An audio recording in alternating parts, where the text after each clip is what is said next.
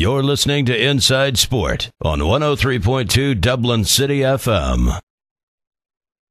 Well, MMA is short for mixed martial arts, which is obviously a general term meaning like the practice of several different styles of martial arts.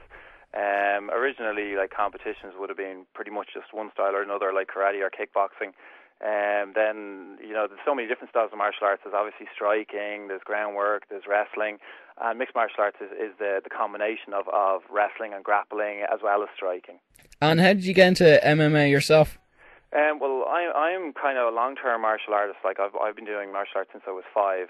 And I went through the traditional routes. I went through like karate and kickboxing and various different forms of martial arts. Then about 1993, the UFC kind of came on the scene, and a lot of people became more interested in this revolutionary new sport. So it was a pretty easy enough transition for myself to become involved with it. And tell us about your karate and kickboxing world titles. Well, 2 years ago I entered. It was the last world title I'd won in kickboxing and karate. I won the US Open and in a form of fighting called Continuous. Which basically is, as you'd know, it's kickboxing as you'd know. It's like boxing with kicks. It's considered to be like that would be an amateur world title. I'd never competed professionally before. There was a lot less of opportunities for me within kickboxing and karate. Like everything is pretty much amateur, even though it's very high level. It's it's not an Olympic sport yet, so the highest level pretty much are amateur competitions, amateur world championships. And the great thing about MMA is it's given me the opportunity. I turned pro this year in MMA, so I've had 2 pro fights so far. So it's given me opportunities that the other combat sports never did. I was researching about you last night, and I found that you were battling your way through 100 kickboxers within 3.5 hours. Yeah, I did that. That was an event that we did for charity a few years ago, where I had to do 100 rounds with 100 different opponents. It was in aid of Bernardo's children's charity, so we ended up raising over €16,500 for them. But it was grueling. It was grueling. I also saw that you applied for the Ultimate Fighter. Yeah, that's right. The Ultimate Fighter, or the UFC, has been in Ireland before.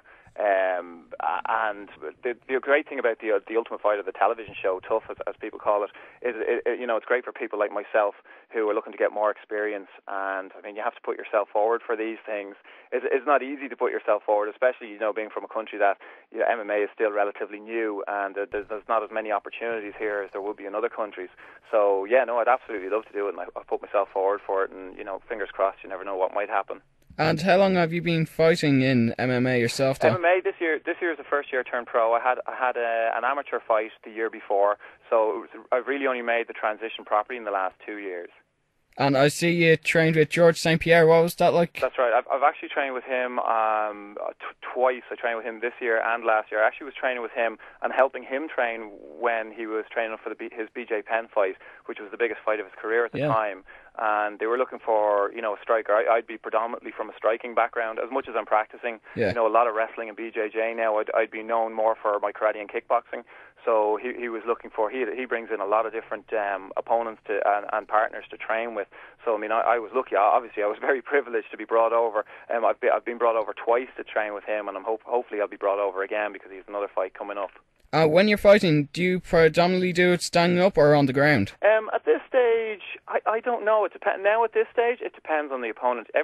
See, the standard is so much higher than when it started. In 1993, it was a very, very different sport. Everybody is so well versed at everything now. I mean, if you're just a one-dimensional fighter, like if I was just good at striking, I mean, everybody's just going to try to take me down. So, I mean, the great thing about me is I haven't gotten bored. I mean, I've been doing martial arts for over 25 years, and I still feel like a beginner. And that's the great thing about MMA is it's opened up loads of different avenues for me. I mean, I've had to really, really work a lot harder on my wrestling. I had done judo and I had done bits of wrestling, but never to the extent that I'm involved in it now. So I don't know. It'll depend on on your opponent basically. But everybody is good at everything now, so you can't just be better at one thing anymore. And I saw a video of you before a fight warming up. How intense do you get? But just before the fight, I'm probably one of those that I'm a little bit lazy just before the fight. I actually don't warm up too much. Some people get really, really nervous before they compete, and including very experienced people. I'm nervous, but I don't seem to get as nervous as other people. Probably because I have entered. I've entered hundreds of competitions in karate and kickboxing, and even though MMA is it's a different type of combat sport. I'm still used to the process of competing. A lot of people get so nervous and they kind of overtrain and they overdo the warm up before they get into the ring of the cage. I'm kind of the opposite. I just want to be a little bit warm up and I want to get in and use my nerves on my opponent.